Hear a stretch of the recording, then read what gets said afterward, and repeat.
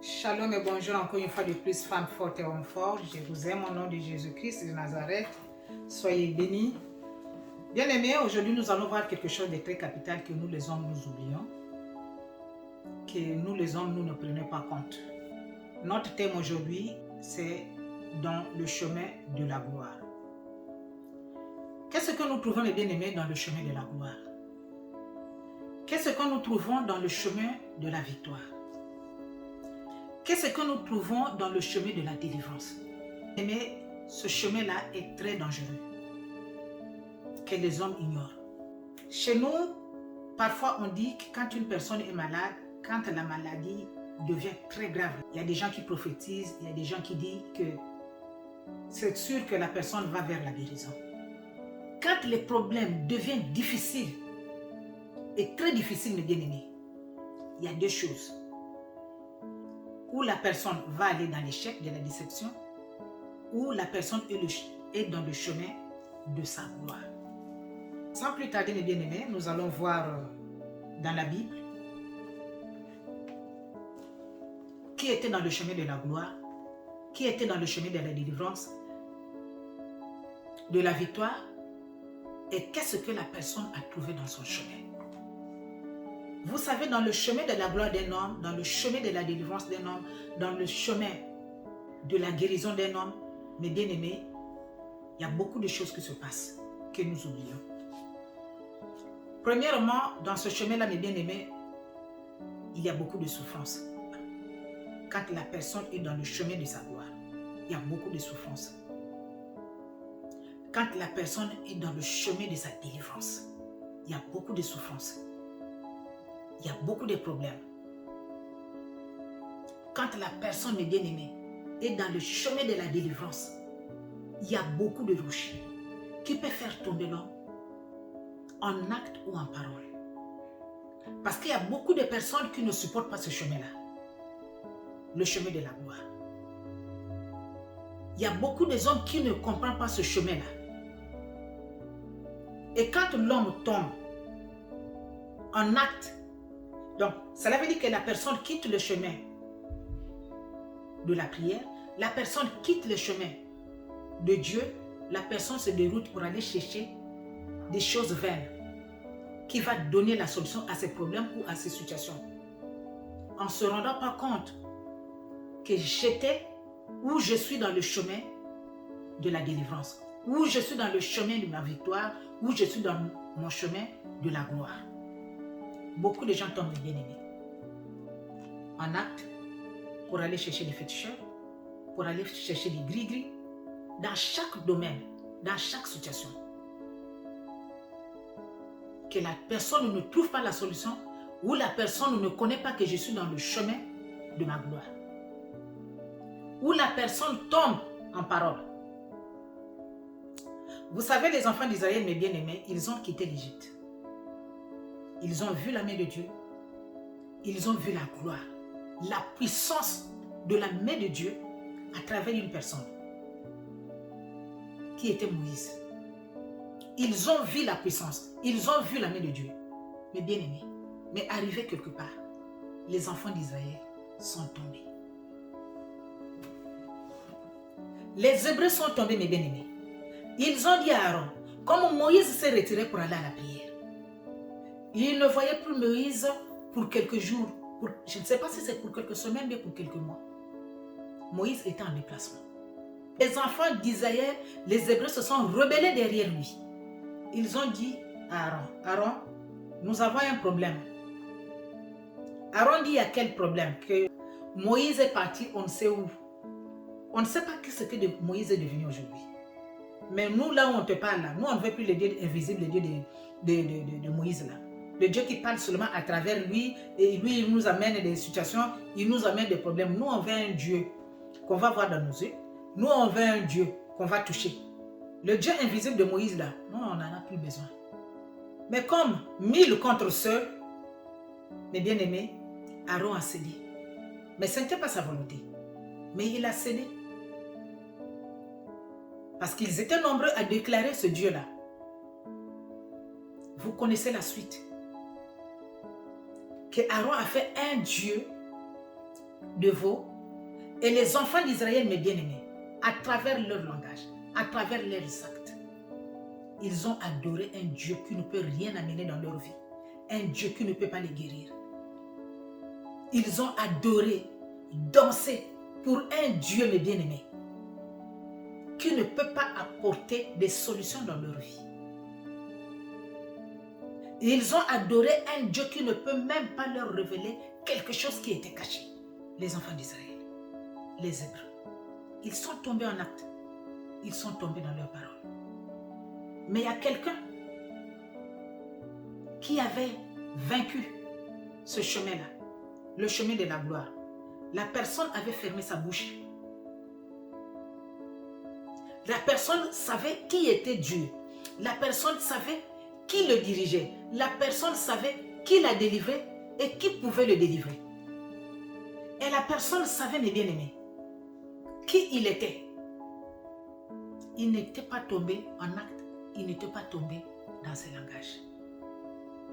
Le chemin de la gloire. Dans le chemin de la gloire, mes bien-aimés, quelqu'un peut même demander la mort. Seigneur, je n'arrive plus. Je préfère laisser le monde. Je préfère mourir que de continuer à vivre ce que je suis en train de vivre. Sans se rendre compte que tu es dans le chemin de la délivrance, sans se rendre compte que tu es dans le chemin de ta gloire, sans se rendre compte que tu es dans le chemin de ta victoire. Dans ton chemin de la gloire, mon frère, ma soeur, les gens peuvent rire de toi. Les gens peuvent te poser des questions. Mais toi, ce que tu faisais de nous hier, ce que tu faisais de nous, pourquoi aujourd'hui tu ne le fais pas pour toi-même? Les gens peuvent te poser des questions, mes bien-aimés, en crachant sur toi, en te riant. Les gens peuvent te poser des questions, mon frère, ma soeur. Ce que tu faisais de nous hier, pourquoi tu ne le fais pas pour toi aujourd'hui? Moi, quand j'avais faim chez moi, quand il me manquait quelque chose chez moi, mais je venais chez toi, c'est toi qui me donnais de l'argent, c'est toi qui me nourrissais, c'est toi qui m'habillais, c'est toi qui m'aidais. Mais aujourd'hui, qu'est-ce qui t'arrive? Dans le chemin de la gloire.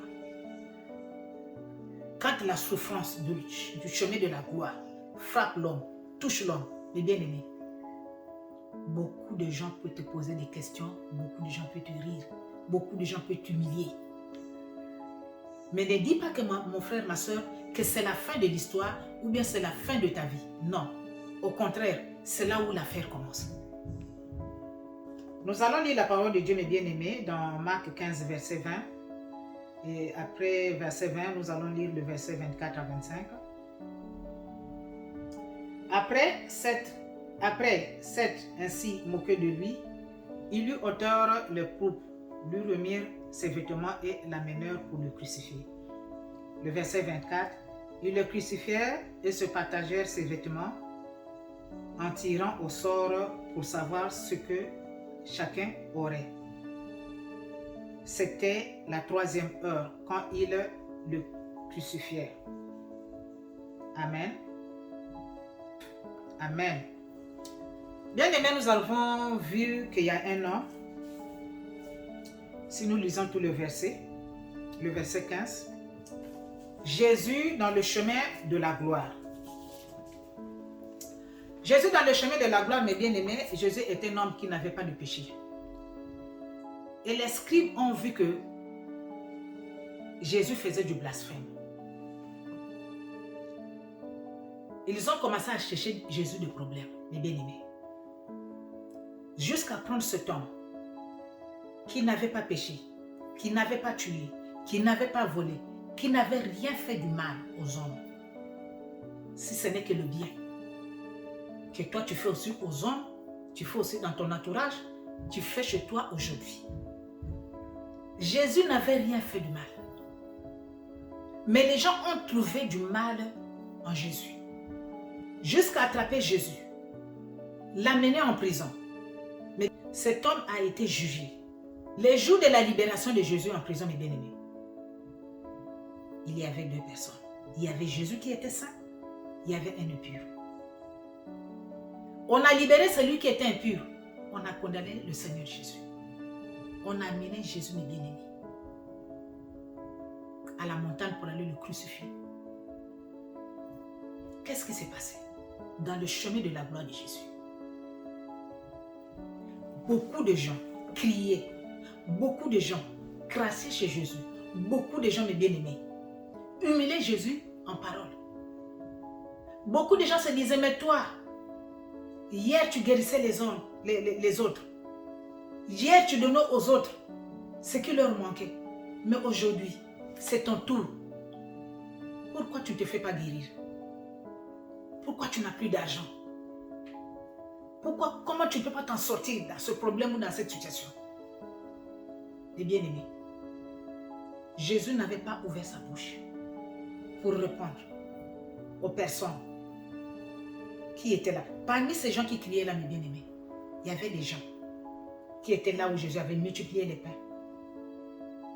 qui étaient là où Jésus avait nourri 5000 personnes, sans compter les enfants, sans compter les femmes. Plein de gens qui criaient dans la foule là, qui insultaient là, qui disaient à Jésus, guéris-toi toi-même, sauve-toi toi-même. Mes bien-aimés, Jésus avait fait du bien. Mais le jour là, dans le chemin de sa gloire, mon frère, ma soeur, Jésus n'avait pas ouvert sa bouche pour dire ni i ni o à toutes ces insultes-là, à tout ce que les hommes parlaient ou disaient de lui. Jésus est parti jusqu'à la croix, mes bien-aimés. Et tous ces hommes-là, les militaires là, les Romains là, les personnes là qui étaient parties crucifier Jésus là, les bien-aimés, croyaient que c'était la fin de Jésus.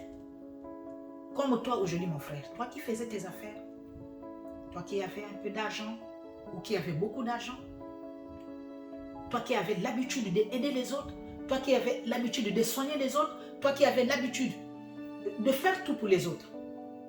Mais c'est ton tour aujourd'hui, tu n'as plus rien. C'est ton tour aujourd'hui, tu es malade.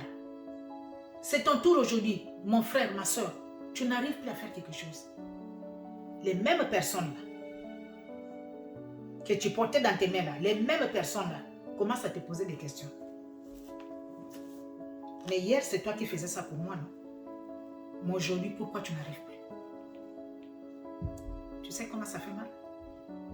Il y avait une dame qui m'avait donné son témoignage, bien aimé, qui me disait qu'elle faisait son commerce.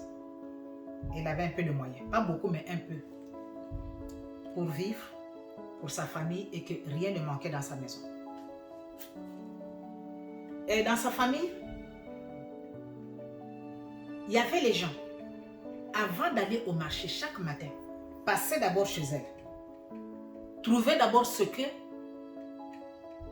eux ils pouvaient trouver, ou c'est de l'huile, ou c'est les compléments, ou c'est... Et arrivé un moment, plus rien ne marchait chez la femme. Le commerce ne marchait plus. Elle ne faisait plus de voyage. Elle ne faisait plus rien. Mais bien aimée, elle partait maintenant voir les mêmes personnes là, qui défilaient chez elle là pour venir prendre tout le matin avant d'aller faire le marché. Il faut d'abord qu'on passe chez elle. Et quand elle parle, leur dit que vraiment là où vous me voyez là, elle commence aussi à aller demander chez les autres. Là où vous me voyez là, je n'ai rien. Est-ce que vous pouvez me donner quelque chose? Les autres se posaient la question, oh, toi, il ne faut pas nourrir comme ça. Qu'est-ce que tu veux dire? Qu'est-ce que tu veux nous montrer? Donc ça énerve encore les autres. Sans se rendre compte que la personne là qui était hier ce qu'elle était, et aujourd'hui là, elle n'est plus la même personne qu'elle était hier. Elle me dit que je ne sais pas, est-ce que les autres ne comprenaient pas ou bien c'est moi qui ne comprenais pas les autres? Mais bien aimé, même si elle demande là, c'est qu'on appelle chez nous le mboita, la pâte de manioc. Qu'on appelle chez nous le mboita. On mange ça avec l'arachide. Mais bien aimé, même si elle dit que donnez-moi même la pâte de manioc là, je vais aller faire la bouillie pour les enfants. Les autres vont la dire. Ou bien les personnes là qui sont en train de demander que vraiment, ce que tu es en train de voir là, c'est calculé. Et la personne va sortir de cette maison-là, repartir parfois chez elle en pleurant en route. Est-ce que les autres me comprennent? Mais c'est moi qui ne comprends pas les autres. Je n'ai rien, je n'ai... Ils sont en train de faire des défilés pour venir chez moi. Ils trouvent que dans mes congélateurs, dans mes frigos, là, il n'y a plus rien. Mais pourquoi ils ne peuvent pas me comprendre? Le chemin de la gloire. Se moquer de la dame. Et parfois, quand on va voir la dame qui vient là-bas, en première position, la personne change même de route. Ouais, moi je ne vais pas la croiser, peut-être qu'elle va me demander quelque chose. Mais parfois la personne l'avait déjà vu. Mon frère, ma soeur, le chemin de la gloire, le chemin de la délivrance, le chemin de la victoire n'est pas facile. Il y a beaucoup de problèmes, il y a beaucoup de souffrances, il y a beaucoup de roches qui peuvent te faire tomber. Mais moi, ce que je peux te dire, si tu te retrouves dans ce chemin-là, la Bible nous dit, sois ferme. Reste tranquille dans ce chemin-là. Continue le chemin-là, mes bien-aimés. Continue dans ton chemin de la gloire. Là. Peu importe ce que tu vois aujourd'hui, sache-le qu'à la fin. Parce que la Bible nous dit que mieux vaut la fin d'une chose que son commencement. Le commencement, mes bien-aimés, tu connais de là où tu as quitté. Mais là où tu pars, tu vas t'arrêter, tu ne connais pas. Mais la Bible nous dit de prendre compte à la fin. C'est à la fin de la course que l'homme connaît qui a gagné et qui n'a pas gagné. On a donné la croix à Jésus. On a dit à Jésus, allez, on va aller te crucifier. On a libéré le malfaiteur. Toi, si tu te dis que c'est toi qui étais saint, or c'est toi le malfaiteur. Jésus a dit, il n'y a pas de problème au fond de lui. Jésus a pris sa croix. On a pris le chapeau d'épine, on a mis dans la tête de Jésus. Le sang coulait partout. Les gens criaient victoire, victoire. Les Romains criaient victoire. Quand on est parti crucifier Jésus le bien-aimé, on l'a mis à la croix, on l'a crucifié. Mon frère, ma soeur, on a cru que c'était la fin de Jésus.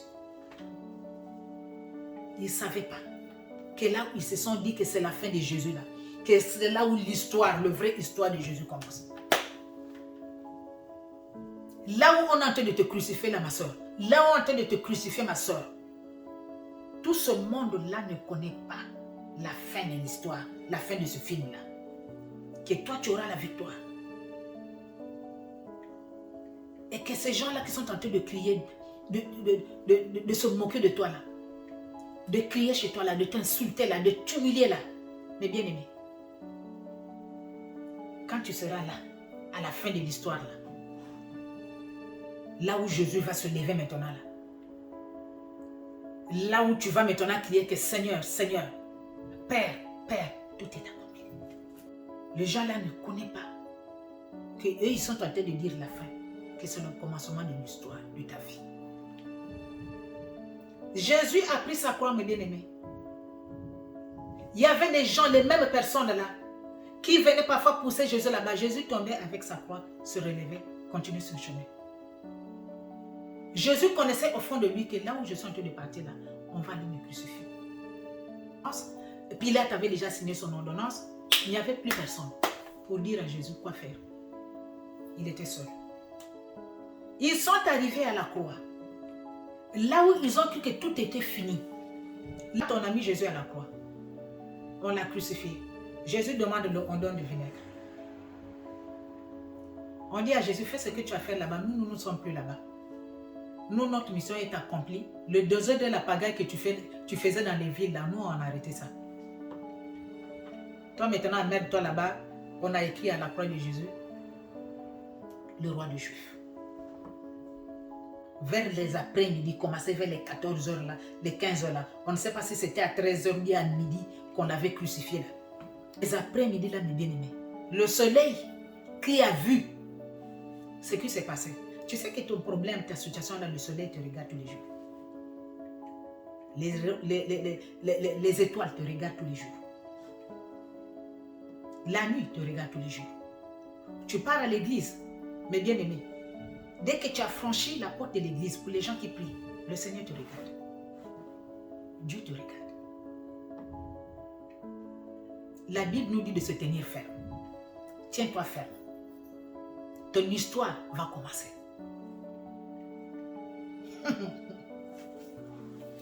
Ton histoire va commencer, mon frère. Ton histoire va commencer, ma soeur.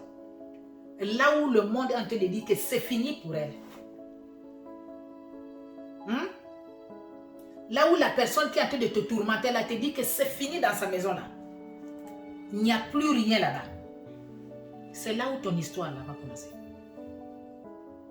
Là où on est en train de dire, ah, la maladie là, va l'emporter. Mon frère, ma soeur, c'est là où ton histoire là commence. La Bible nous dit, mes bien-aimés, vers les après-midi, Le soleil a vu ce qui se passait sur la terre, à la montagne. Mes bien-aimés, Joshua a crié, Père, Père, pourquoi m'as-tu abandonné? Comme toi, tu te poses des questions aujourd'hui. Pourquoi, Seigneur, m'as-tu abandonné? Les dîmes, je donne. Les offrandes, je donne. À l'église, je suis là. Au ministère, je suis là. Seigneur, pourquoi m'as-tu abandonné? Jésus s'est posé la même question. Toi qui imites Jésus, la vie de Jésus, Jésus s'est posé la même question, mon frère. Père, pourquoi m'as-tu abandonné? Dès que le soleil a entendu ça, dès que le soleil a vu ce qui se passait là, à la croix là, à la montagne de Golgotha, le soleil s'est retiré. Tu connais pourquoi le soleil s'est retiré? Le soleil s'est dit que je ne veux pas être témoin de la mort de cet homme. Parce que moi, soleil, je ne vois pas ce que cet homme l'a fait. Je ne vais pas rendre compte à Dieu. Soleil, toi tu étais là, tu avais vu ce qui se passait. Qu'est-ce que tu avais fait? Rends-moi compte. Le soleil a eu peur. Le soleil a dit, moi aussi, on m'avait crié. Et quand on m'avait crié, la personne là était là. Je ne peux pas supporter ça. Moi, soleil, moi aussi j'apporte des problèmes aux hommes. Quand j'ai fait très chaud là, je peux brûler même les savanes. Je brûle les savanes, je fais le désordre, je fais la pagaille. Les hommes commencent à crier même, il fait chaud, il fait chaud, il fait chaud. Moi aussi, je suis problématique. Mais ce que je viens de voir aujourd'hui là, non, non, non. Je ne vais pas rendre compte à Dieu. À l'église là-bas, mes bien-aimés, ce qui était caché là. Hein? Eh Seigneur. Ah Jésus, non, tu es bon. Non, tu es grand. Non, non, non, non, non, Jésus, tu es vraiment grand. À l'église, mes bien-aimés, le rideau s'est déchiré en deux. Ça veut dire que tout ce qui était caché dans ta vie là, tout ce qui était caché derrière là, comme le rideau là s'est déchiré, mes bien-aimés, tu vas commencer maintenant à avoir beaucoup de révélations. Beaucoup de révélations dans ta vie. Pourquoi ma vie ne marchait pas? Pourquoi ma vie ne marche pas aujourd'hui? Pourquoi? Parce que le rideau là s'est déchiré dans ta vie à partir de cette parole. À partir de cette vidéo. Qu'est-ce qui se passe autour de toi que tu ne puisses pas voir, mes bien-aimés? Le rideau là s'est déchiré. Tout ce qui était caché est devenu dévoilé. Plus rien ne va plus être caché dans ta vie. Tout sera maintenant révélé au clair et au net. L'église ne pouvait pas supporter ça, mes bien-aimés. C'est pourquoi le rideau était déchiré. Le soleil ne pouvait pas supporter ce que le jour là, les Romains avaient fait. Mes bien-aimés, le soleil s'est caché. Il s'est retiré. De peur qu'on le juge lui-même. Il s'est retiré. Non. Mon frère, ma soeur, tout ce qui était caché en toi, Dieu va maintenant te le révéler. D'où revenait cette maladie-là? D'où revenaient toutes ces attaques-là que tu as vécues tout ce temps-là jusqu'aujourd'hui? Dieu va maintenant te le révéler parce que le rideau est déchiré. Et quand les militaires romains, mes bien-aimés, ont lancé les yeux en haut là où Jésus était, il y avait les gens qui ont cru à Dieu le même jour, les mêmes heures, dès que Jésus avait rendu là, les après-midi de ce jour-là. Il y avait des militaires qui sont partis crucifier Jésus, mes bien-aimés, qui ont cru à Jésus et qui se sont même repentis. Parce qu'il y avait les militaires, dès que Jésus a rendu l'âme, ils ont rendu témoignage que c'est vrai, ce qu'on a fait. On est venu crucifier cet homme. Mais là où je vous parle, moi, je crois à cet homme, que c'est le Fils de Dieu vivant. Mon frère, ma soeur, ton histoire là, qui va changer du mal en bien là, les gens qui te rient là, les gens qui t'ont jugé à tort, vont commencer à témoigner que cette fille là, cette femme là, cet homme là, est le fils et la fille du Dieu vivant. Retiens ce que je te dis aujourd'hui, mon frère. Retiens ce que je te dis aujourd'hui, ma soeur. Tiens ferme. Ne sors pas à gauche, ne sors pas à droite, ne cherche pas d'autre d'aide. Apporte ta croix jusque là où tu es là. Et à partir de cette parole, dis-toi que ta vie a changé. Que ce que tu voyais hier là, ça ne va plus se faire. Ça ne va plus exister. Tu ne vas plus le vivre. Parce que le rideau a été déchiré. Ce qui était caché va être dévoilé. Et le soleil qui s'est retiré, de peur qu'on le juge, ce soleil-là va sortir une fois de plus dans ta vie pour éclairer tes chemins, pour éclairer ta vie, pour éclairer tes affaires, pour éclairer ta santé, pour éclairer la vie de tes enfants, pour éclairer ta destinée. Mes bien-aimés, Dieu va vous bénir. Revenez en lui. Et que le Seigneur vous bénisse. Encore une fois de plus. Soyez bénis, mes bien-aimés. Abonnez-vous massivement dans notre chaîne Femme Forte TV News. Et que la gloire du Seigneur soit avec vous.